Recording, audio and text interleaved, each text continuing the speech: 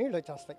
So మా action చూసి అంటే ఆయన పాత్రలు ఎంచుకునే తీరు కూడా కొంచెం అంటే ఇన్స్పైరింగ్గా ఉండే కొన్ని ఇందులో సోగ్గాడి సినిమా పాత్రే చూసుకుంటే ఒక ఛాలెంజ్ చేసి ఒక ఇన్స్పైరింగ్గా ఉంటుంది కదా ఆయన. భార్యతో ఎలాగుండాలి, ఓ తమ్ముడితో ఎలాగుండాలి, కుటుంబంలో మనిషిలాగా ఎలాగుండాలి, మనం కుటుంబంతో ఎలా వెళ్ళాలన్న ఒక ఇన్స్పిరేషన్ శోభన్ బాబుకే ఉంది.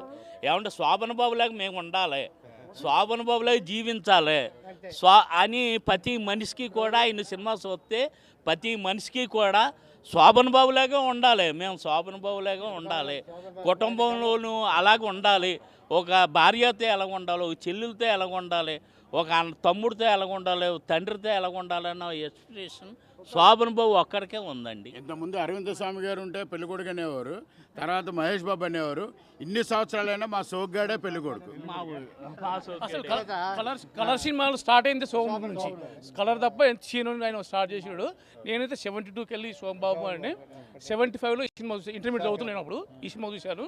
అయితే ఈయన ఒక మార్గదర్శి చెప్పొచ్చు. సో మార్గదర్శి, ఆయన ఒక ఐడియాలజీ అంత సమాజానికి పనికొచ్చేది.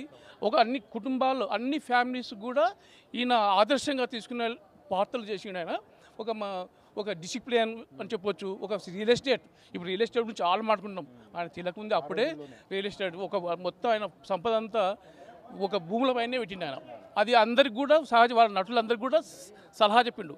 జయసూద గారికి ఒక సందర్భంలో అన్నానగర్లో చెప్తే తీయమని చెప్పి తీసుకోమని మీ ఫాదర్కి చెప్పి తీసుకోండి ఈ ఫోన్ అంటే, ఇదేంటంటే డంపర్లో తీసుకుంటామంటున్నారు అని ఆమె చాకైంది. ఇప్పుడు ఆమె ఇంటర్వ్యూలో చెప్తుంది, ఇప్పుడు 100 కోట్లు ఉంది అక్కడ, అదే మెయిన్ సిటీ అది. సోమబాబు గారికి అది మద్రాసులో చాలా దూరదృష్టి. ఆయన ఏదో విజన్ ఏదైతే అనుకున్నాడో అది కరెక్ట్గా జరిగింది. బాలసుబ్రహ్మణ్యం గారికి ఒక కూతురి పెళ్ళికి ఫంక్షన్ హాల్ దొరకలేదు మద్రాసులో.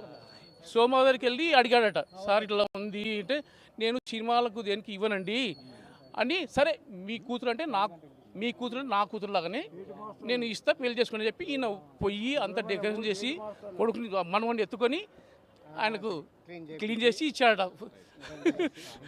మీరు చెప్పండి, మీరు ఎక్కడి నుంచి వచ్చారు, మీ పేరేంటి? భూపాల్పల్లి. నా పేరు కనుకుంట్ల సారయ్య. నన్ను